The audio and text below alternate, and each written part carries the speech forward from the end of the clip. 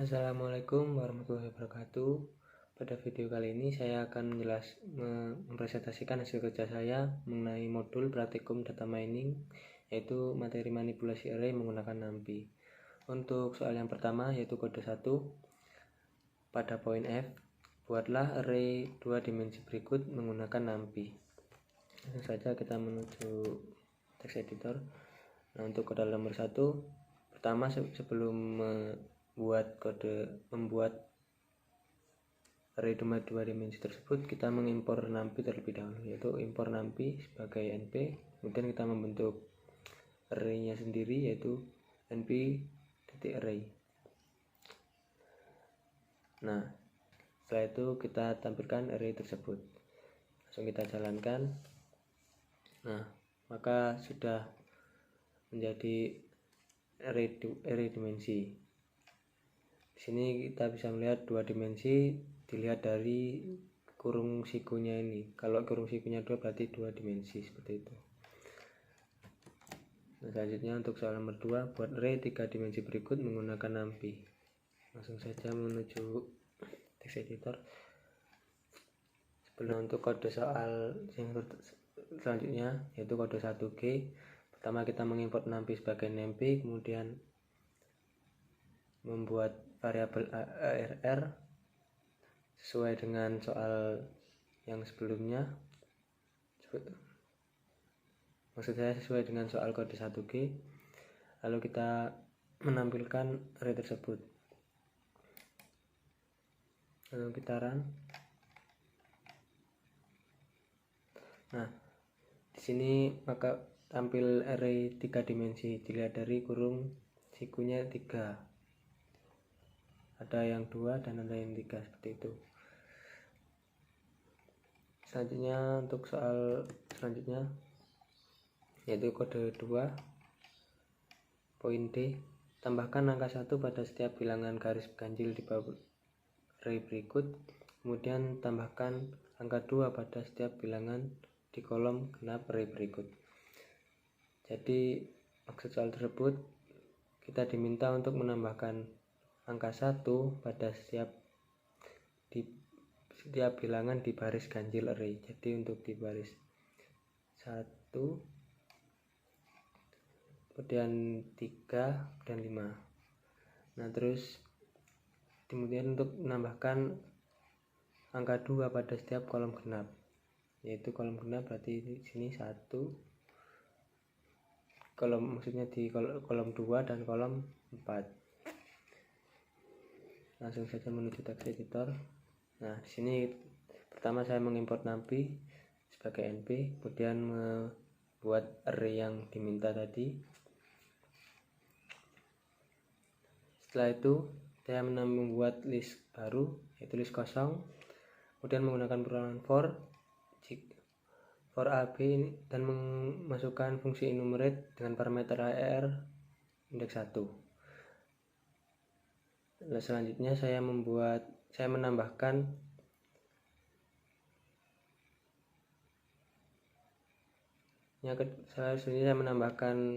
tersebut ke dalam variabel arr yang baru yang kosong. Kemudian kita menggunakan perulangan for lagi dan membuat syarat jika A modulus 2 sama dengan 1 dan C modulus 2 sama dengan 0, maka baris tersebut kita tambahkan dengan angka 3. Jika tidak memenuhi, maka baris tersebut ditambah dengan 1. Nah, ini untuk baris ya. Kenapa ada yang 3 dan ada yang 1 jika ditambah? Kenapa ditambah 3? Karena baris tersebut memenuhi 2 pengoperasian, yaitu termasuk dengan baris bilangan ganjil dan juga termasuk kolom genap, maka ditambah dengan 3.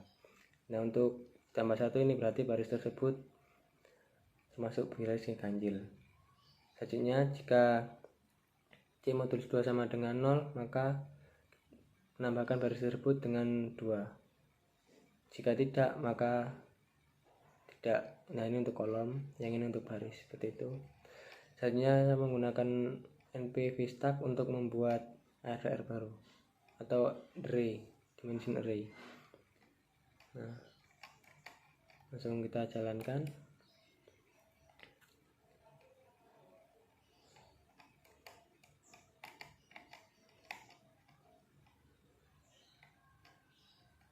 Nah, bisa kita lihat. Jadi untuk baris yang ke satu maksud saya 2 ini yang awalnya 1 882 ini menjadi 2 11 95. Yang ini 11 karena mengalami dua kondisi, yaitu termasuk bilangan ganjil, termasuk baris bilangan ganjil dan termasuk kolom genap. Maka tambah 3 yang awalnya 8 menjadi 11, kemudian 8 menjadi 9, 2 menjadi 5. Kemudian yang baris ketiga 10 1 4 7 menjadi 11, kemudian menjadi 4 karena memenuhi dua kondisi, dan menjadi 5 dan 10 seperti itu. Selanjutnya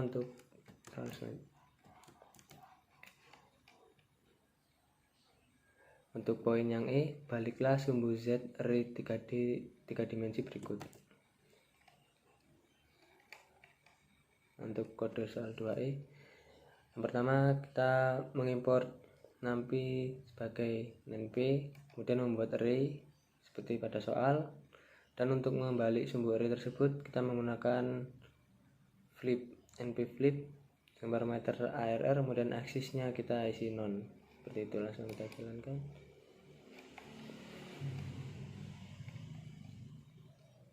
Nah, maka sumbu Z dari array tersebut maka sudah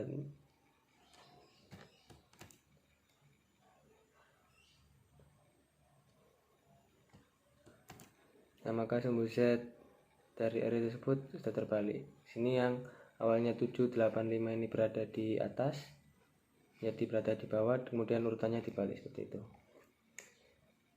Selanjutnya untuk kode soal yang 2, kode F. Ubahlah array pada soal E menjadi array 2D berukuran 6x6. Nah, sebelum menyelesaikan tersebut, kita mengimport NumPy sebagai NumPy, kemudian membuat array seperti pada soal E. Selanjutnya mengubah array menggunakan metode reshape. Di sini menggunakan reshape, np reshape, kemudian kita menggunakan parameternya 6x6. Langsung kita jalankan. Nah, maka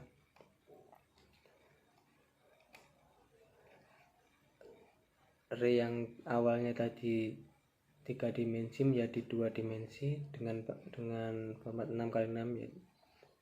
Nah, seperti itu. Selanjutnya untuk kode soal yang 3, kode 3 poin E. Ubahlah matriks kiri menjadi matriks sebelah kanan. Jadi awal matriks 5 10 10 7 ini menjadi 9 3 1 8 ini. Langsung kita menuju teks editor. Sebelum itu kita mengimport NumPy sebagai NumPy, kemudian membuat array yang seperti pada soal tadi,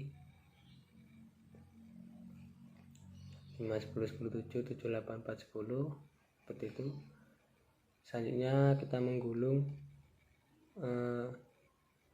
array tadi menggunakan np.roll sebanyak 2 langkah, dengan aksisnya kita isi 1. Setelah itu kita membagi atau memecah array tersebut menggunakan np array split dengan parameter 2 atau menjadi 2 bagian seperti itu. Setelah dipecah, kemudian kita menggabungkan array tersebut sesuai dengan urutan yang diminta di modul menggunakan np concatenate. Langsung saja kita run. Nah, di sini bisa kita lihat sesuai pada soal yang tadi 9318 52610 dan seterusnya seperti itu. Mungkin cukup ini yang bisa saya sampaikan, kurang lebihnya mohon maaf. Saya akhiri. Wassalamualaikum warahmatullahi wabarakatuh.